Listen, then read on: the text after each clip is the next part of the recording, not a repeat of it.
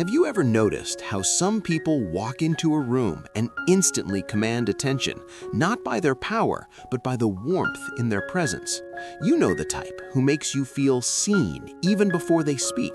That subtle magic is not luck, it is a skill, a formula that anyone can learn and master.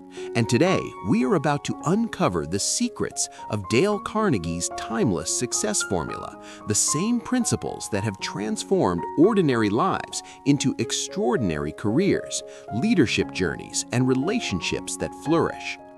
Imagine a young man, fresh out of college, standing nervously in the middle of a bustling office. He wants to be noticed, he wants to succeed, but every time he speaks, he feels invisible. Then one day, he discovers a simple truth. Dale Carnegie teaches us that the deepest human craving is to feel important and appreciated, not through flattery, but through genuine interest and sincere recognition. So he starts small. He asks his colleagues about their projects. He listens more than he talks. He remembers their birthdays and celebrates small wins. Soon he notices something remarkable. People start seeking him out for advice. They smile when he enters the room. They trust his judgment. This is the first step in Carnegie's success formula, connecting with people on a human level. The first principle is to become genuinely interested in others. Most people are too busy thinking about themselves. They want to be heard. They want to be understood. So the moment you pause your own narrative and focus on the other person, you instantly become more likable. Here's a practical tip. Whenever you meet someone, try to learn something new about them in the first 5 minutes. Don't just nod, listen actively. Follow up with questions that show you remember details. People remember the feeling you give them, not the words you say. Let me tell you a story of a woman named Lisa. She was a mid-level manager struggling to gain influence in her company. She read Carnegie's principles and decided to implement one simple tactic every day. She complimented her team on specific achievements, not vague praise, but precise observations like, "I noticed how you handled that difficult client call. Your patience really stood out." The effect was profound. Her team began to trust her more. Her boss started noticing her ability to inspire and lead. Soon, Lisa was entrusted with bigger projects. She didn't change her skills overnight. She changed how she connected with people. Another cornerstone of Carnegie's formula is the art of remembering names. There's nothing more personal than a name. When you use it naturally, people feel respected and valued. Here's a psychological trick you can use. Repeat the person's name 3 times in the first conversation and associate it with something memorable. This simple act makes people feel seen and builds instant rapport. Now consider leadership. Most people think leadership is about giving orders or having authority, but Carnegie teaches us that true leadership is about inspiring others to follow you willingly. It begins with empathy, understanding the needs, desires, and fears of those you lead. If you can frame your requests in terms of their interests and goals, you gain cooperation, not resistance. Here's an example. A team leader needed a tough report done by Friday. Instead of demanding, he asked his team why the deadline mattered, how it impacted the company's goals, and even how completing it would reflect on their personal growth. The team responded enthusiastically, and the report was submitted ahead of time. This is the power of influencing through genuine understanding. By the end of part 1, you understand that success in career, relationships, and leadership starts with one principle: a sincere interest in people. When you focus on others, the world begins to open doors that once seemed closed. Have you ever wondered why some people can handle criticism gracefully while others crumble at the slightest comment? The secret is not innate resilience, but the way they reframe feedback. Dale Carnegie shows us that criticism can become a powerful tool for growth if handled with the right mindset. Let's step into the shoes of Mark, a young entrepreneur whose first product launch failed spectacularly. Investors pulled out, customers complained, and Mark felt crushed.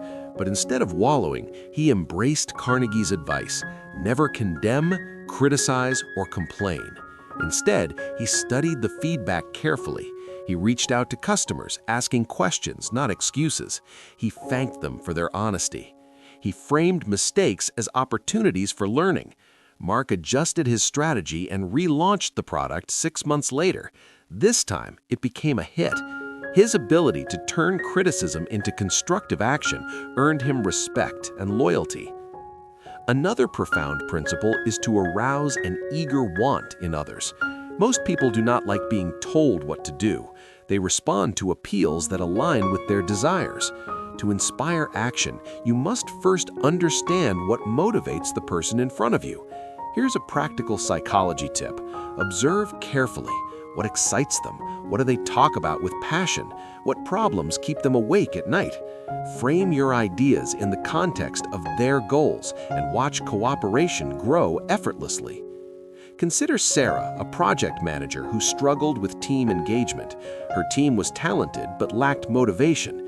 She decided to ask each member what success meant to them personally and linked their tasks to those outcomes. One engineer wanted recognition for innovation. She was given creative autonomy. Another team member valued learning. He was encouraged to experiment and document. Results, soon the team was producing exceptional work, not because she demanded it, but because they wanted it. This is the essence of influencing through empathy and understanding. Carnegie also emphasizes the power of appreciation and encouragement. People thrive on recognition, not empty flattery, but sincere acknowledgement of effort and progress. Every time you appreciate someone, you're feeding a deep human need to feel valued.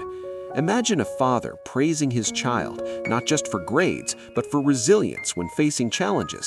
The child internalizes the value and confidence grows exponentially. Similarly, in workplaces, leaders who praise incremental improvements build cultures of excellence. Now, let's touch on the subtle art of storytelling. Storytelling is more than entertainment. It is a psychological tool that engages emotions and shapes perception. When you want to convey a vision or teach a lesson, weave it into a narrative. Humans remember stories far more than statistics. Paint vivid pictures, create empathy, and subtly guide the audience toward the desired insight. Take the story of Daniel, a senior executive who needed to convince stakeholders to adopt a new strategy. Instead of showing charts, he told the story of a similar company that overcame challenges through innovation. He highlighted the struggles, the triumphs, and the lessons learned. By the end of his narrative, stakeholders were emotionally invested and supported the strategy willingly. This is the Dale Carnegie principle in action, combining psychology, persuasion, and relatability. Part 2 reveals that success is not just about technical skills, but emotional intelligence. How you handle criticism, how you understand desires, how you appreciate effort, and how you tell compelling stories determines the depth of your influence in relationships and leadership. Imagine walking into a room where everyone seems to talk over each other, but you feel heard even as a newcomer. People naturally gravitate toward you and seek your counsel. This is not luck. It is the culmination of Carnegie's formula applied consistently over time. One of the most overlooked aspects of Carnegie's formula is the power of listening. Listening is not passive, it is active. It requires presence and curiosity. When you truly listen, you gather insights people rarely share with others. It allows you to connect authentically and create trust. Consider Emma, a negotiator who would spend more time asking questions than making statements. She learned the priorities hidden beneath the surface concerns. She discovered her counterpart's real motivations and reached agreements that left both parties satisfied. Another key principle is to appeal to nobler motives. People respond when you frame requests in terms of values they hold dear: honesty, integrity, achievement, contribution. When you speak to these higher aspirations, you elevate mundane interactions into moments of inspiration. Here's a practical tip. When requesting cooperation, highlight how it benefits others, not just yourself. Use language that resonates with their ideals and watch resistance melt away. Carnegie also teaches that admitting mistakes quickly and sincerely strengthens credibility. Many people fear showing vulnerability, but transparency builds trust faster than perfectionism. Try this the next time you slip. Admit it openly, apologize if necessary, and outline how you will correct it. People respect accountability, and it enhances your leadership presence. Relationships flourish when you remember that human beings are driven by emotion far more than logic. Compliment genuinely, acknowledge feelings, empathize deeply, and avoid arguments that demean or dismiss. Carnegie famously said, "You can win more friends by showing respect and understanding than by proving yourself right." A small gesture like noticing someone's efforts or asking about their family creates ripple effects of loyalty and connection. Consider Michael, a CEO who transformed company culture by applying these very principles. He started each meeting asking employees about personal milestones. He praised genuine effort. He listened to concerns and framed challenges as shared goals. Gradually, skepticism turned into enthusiasm, resentment into collaboration, productivity soared, and people genuinely enjoyed working together. All because he focused on human psychology before process or procedure. Finally, Carnegie's formula emphasizes continuous personal growth. Never stop learning about people. Never stop refining your ability to connect, inspire, and lead. Read widely, observe deeply, experiment with empathy, and practice gratitude. Daily, consistent application of these principles creates a life of meaningful relationships, leadership impact, and career fulfillment. By the end of Part 3, it becomes clear that Dale Carnegie's success formula is a holistic approach, blending career advancement, leadership mastery, and relationship building into one seamless journey. When applied consistently, it turns ordinary encounters into extraordinary opportunities. It transforms not just your achievements, but the way people experience you, creating influence rooted in respect, authenticity, and genuine human connection.